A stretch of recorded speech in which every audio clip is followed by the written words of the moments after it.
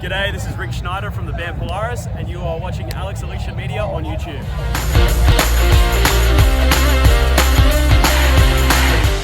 Hi guys, I'm Alicia. We are currently backstage right now at Download Festival 2023, and I'm so excited to be joined by the lovely Rick from Polaris. G'day, how you going? I have to say big ups to you though, because you opened main stage today. What an incredible thing. We're at Download Festival, and on Metallica's day 2, you're on the same stage. How was it? What went through your head? It was mental. Like to step out on that stage without a single person in the crowd, it was already like a bit of jitters in the legs. Yes. But then once people started to flock in and we're like 5 minutes out, it was like, what the hell am I going to do out there? There's this big donut out the front. It was mental. It ended up being such a good set, and we all had a ripper time. Like we had a show a few days back in Czech Republic. Yes. And that was like, a few technical issues. Today was just smooth, great. We had a wonderful time. That's what you want, isn't it? And obviously when you're playing a crowd like this and an event like this, for you, like that panic moment of like, oh my gosh, not everybody that might be catching us right now already know who we are. We have to maybe win them over. How do you guys as a band today process that situation? Do you do anything any differently? Do you prepare any differently? Or do you just go out there and smash it and do what Polaris do? I think it's just about like getting in that same headspace that you would at like a 200, 500, 1,000 cap venue, wherever it is.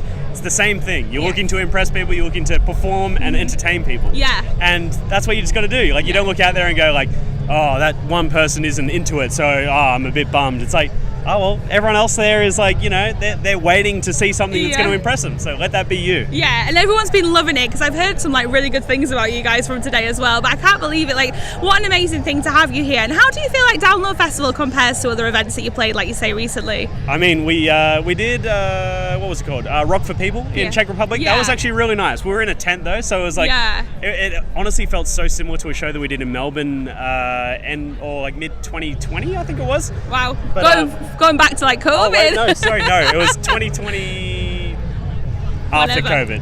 2020 after COVID, that's what we call it. Yeah. But no, like it felt so similar in that sense. But then today was just like a whole kind of like new, this is what European festivals can be like. Because we've seen so many photos and videos from like friends' bands coming over here, and it is just totally different. Like we've done Download in Australia, which was awesome. Yeah. But you come out here and you go, oh, this is what Download is. Like this is where it was born. Yeah, exactly. Exactly right. Yeah, and it's the 20th anniversary, so to be a part of that is amazing for everyone involved in the field, whether they're a fan or doing what we're doing today or an artist. Have you got a message that you might like to send out to anybody who's watching this about Download on their 20th anniversary? Have you got anything you want to say about the festival? I mean, it's honestly just a blessing to be here. Like, we're just so happy to be out here, and like all the bands that come out here, like not everyone's making $1 million. Yeah. So keep supporting your bands, whether you see them on big festivals or whatever. Don't count them out. Everyone can be doing it tough. Support your locals, support your favorite bands, and just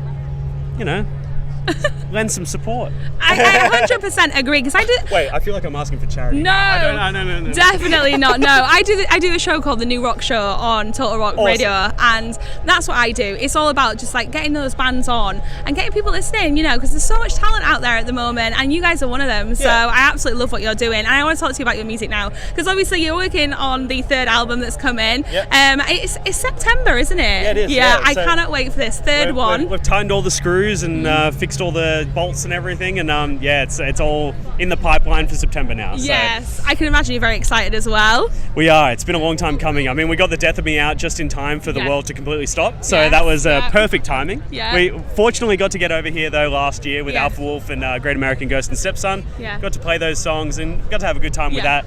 But another album is just very, very exciting, because already one single out, people have been responding well, so yeah, we're looking forward to getting it out here and getting it out there and getting out here again. Yes, of course. And I mean, it's third one. So like, what is it like for the third time around? Because like the first album is your debut, and people do say there's like that old quote, isn't there, that you have forever to put out your debut album, and then the second album, maybe not so much time. The third one, I mean, the second one, maybe, I don't know how it worked for you guys, but maybe you're trying to like better yourselves than you did on the first album or whatever. But why the third one? What's the feeling in the creative process and everything surrounding a third album release? Deja vu. It's like each time there's the stress and there's the pressure. Like the first one's like, this is the first one, like this is what's going to matter so much. And then inevitably, it's going to matter, but like, 2 years down the line, it's not. And then the second one, it's like, well, now we've got to follow up on the first album, which got us overseas, which got us like attention. It's like, inevitably it doesn't matter that much. It's just continuing the train, and it's like we put so much pressure on ourselves, and this album was no different.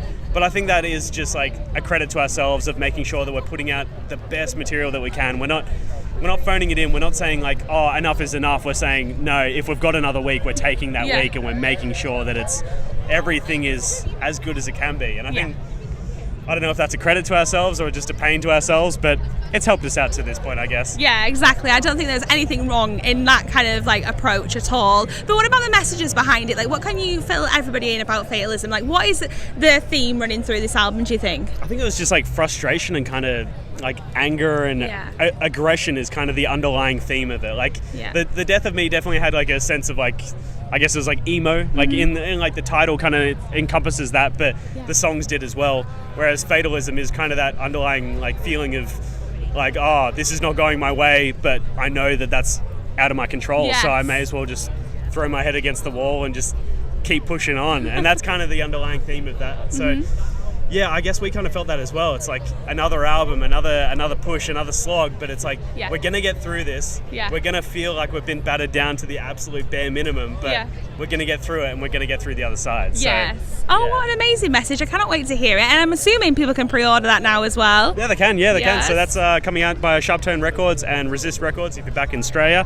So that'll be out September 1st. Yeah. And you're actually playing shows for the rest of this month, aren't you? And you've got a headline tour in September to back up the album release, right? Yeah, and something in US, which will be amazing soon. Known. Yes. But we will be coming back to Europe as soon as we can. We have some shows planned in September over here. Yes. But you'll hear about that when you hear about that. Yeah, well, I saw the headline tour that you're going to be doing over there again on your Instagram, and I saw so many people going, come over here, come back over here, come to this place, come to this place. I mean, you're in high demand. It's amazing. It's the curse of announcing a really hyped lineup, because everyone's like, bring it here, and it's like, I wish that was how it worked. Yeah, I know. I'm so excited though, and I think like for everybody, here today, it's such an amazing thing to celebrate. But you opened up main stage, so big ups to you, and congrats on that. I'm going to high five you actually. High five on that. Much. Yeah, I can imagine it was amazing. And on a couple of random notes, I have to ask you some random questions. Sure. Since we're at Downloads, if you had your own festival, what would you call your festival? Oh, no. Rock and Roll and Rick Festival. Rock and Roll and Rick Festival. I love it. I don't think it's going to sell me. Probably not. And what about an autobiography? If Polaris put out an autobiography and you had to give it a title, or even one for yourself, Rick, what do you think that you would call your book? Polaris's autobiography would be just 5 minutes. Because everything is never on time. Love that. It's a great little tagline as well. Yes. Now, of course, on a final note, just to wrap up, have you got a message that you would like to send out to any fans of your band that have been with you from the beginning, that maybe are new from today's set? Have you got anything you want to say to them? I'll let them know. Just a huge thank you. Like everyone that's stuck with us through all the years. Like it's taken so long for us to get over here, and then obviously we've had a few gaps in between since we've been over here, and just every time to come out, see familiar faces and new faces, it's all you can ever hope for. Like you can't expect the world, but just to get anything is unreal, and we've been very, very, very, very fortunate. So thank you to everyone who supports us. Amazing. Rick, it was such a pleasure talking to you today. Thank you so much. Thank you. It was a pleasure. Thank you. Cheers.